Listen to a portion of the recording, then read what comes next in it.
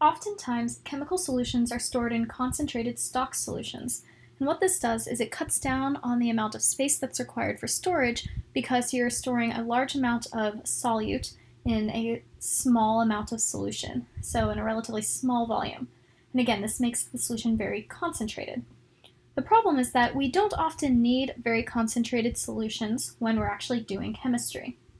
So we have to learn how to calculate how much of that concentrated solution we're going to use in order to make a more dilute solution that we can use for our reactions.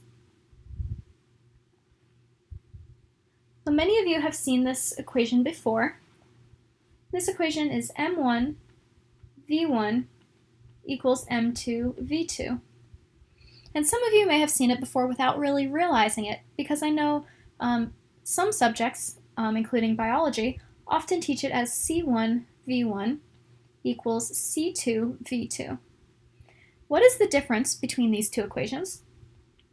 Well, there's honestly not very much difference. Let's start with the V. Both of these are going to represent our volume in liters.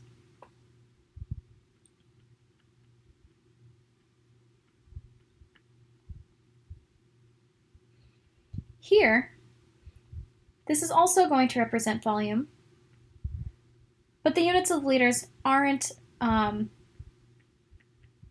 absolutely set. So you could use other volumes for this equation. And the reason is because of what the other variable stands for.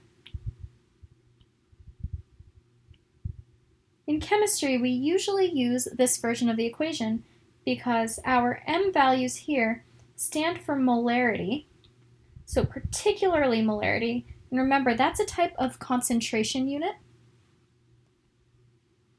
These C values, the C just stands for concentration. So that could be molarity, or it could be another concentration unit depending on the type of experiment that you're doing. But because in chemistry we often use molarity, we usually use the more specific form of the equation, which is M1V1 equals M2V2. And I want to point out that you should only be using this equation for diluting solutions. So we're only using it for dilutions.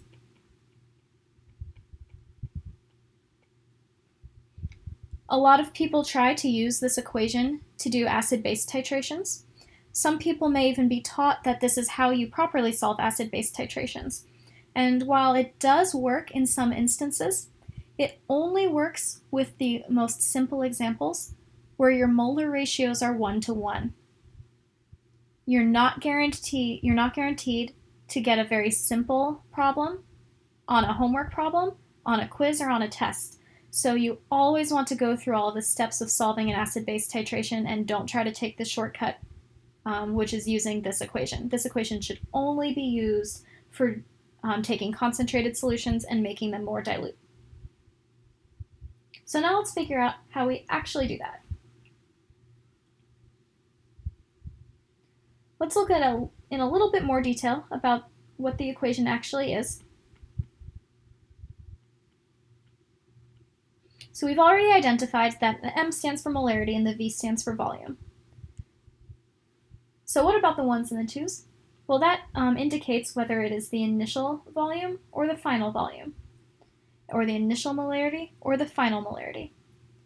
So our M1 is our initial molarity. Our V1 is our initial volume. So these are the molarity and the volume that we have of our starting solution. So usually that's going to be the concentration and the volume of our concentrated solution.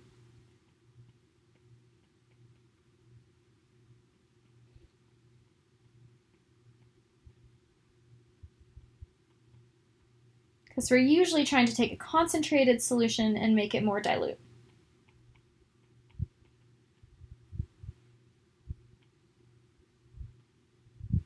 And then here we have our final molarity,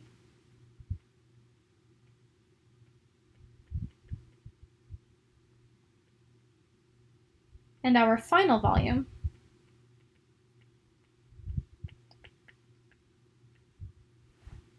So these are usually of the dilute solution that you are making.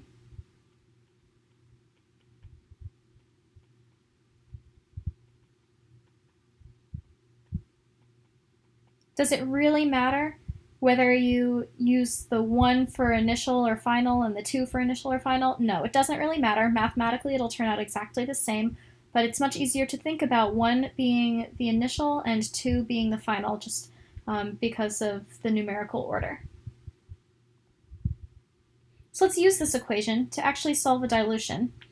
And that will be, it'll make it much easier to see what this equation is actually used for. So here's our example problem.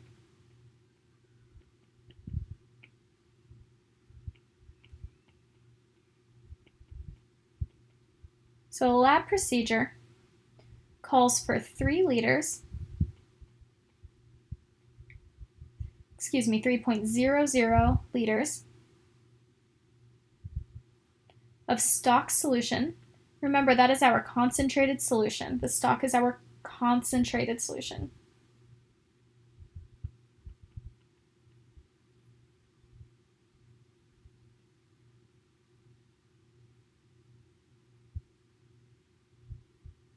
Oops.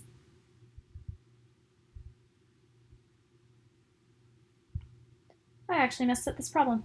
It calls for 3.00 liters of 5.00 molar CaCl2 solution. So if we're doing an experiment in the lab, the directions tell us we need 3 liters of 5.00. I'm messing up my decimal points all over the place today. 0.500 molar CaCl2 solution. So how can we make this from 10.0 molar stock solution?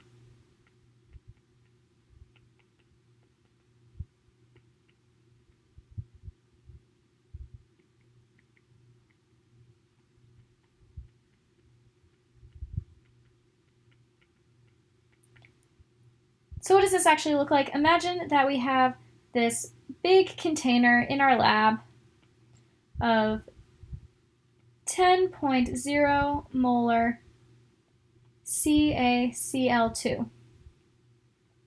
So this is what we have.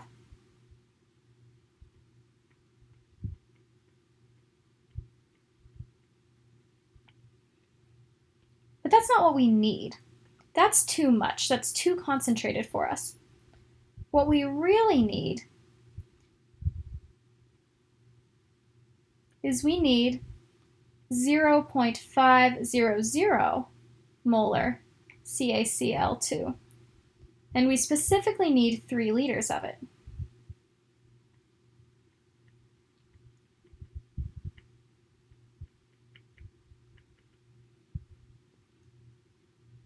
So rather than just saying, oh, well, the solution that we have is too concentrated, I guess we can't do this reaction, we can use that concentrated solution to make one that is more dilute. So what we're going to do is we're going to use our equation, M1V1 equals M2V2. So our M1 is our starting molarity, so that's what we have. So that is 10.0 molar. And we're going to, in order to solve for this, we need to figure out how much volume we're going to need. So that's what we're solving for. We're solving for our V1. And the reason is because we already know that we want 0.500 molar of the dilute solution, and we want to make 3.00 liters of it. So really what this is asking is it's asking us how much of the concentrated solution do we need? So how much of the stock do we need?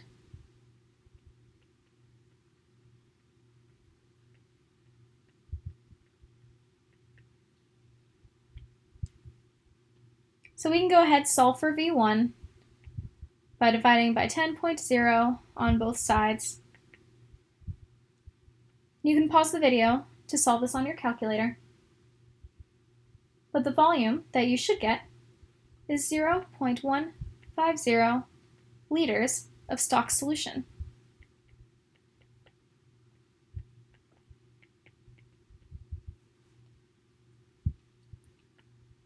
Okay, so is that our final answer? No, not exactly. Because now, okay, all we did was we just pipetted 0.150 liters out of here, but we didn't actually make 3 liters of this one. So in order to do that,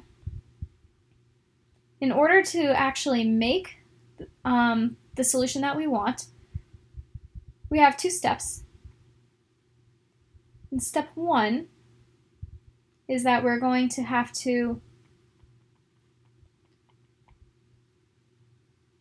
pipette 0.150 liters of the stock solution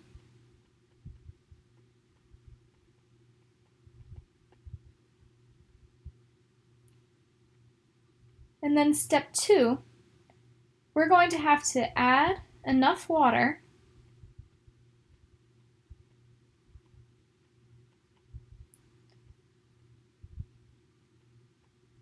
to the 0.150 liters in order to get 3.00 liters.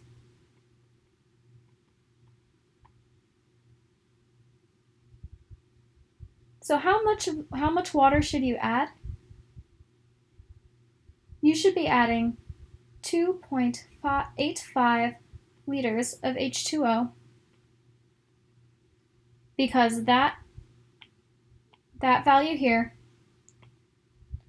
plus the volume of the stock solution is going to give you a total of 3.00 liters of solution.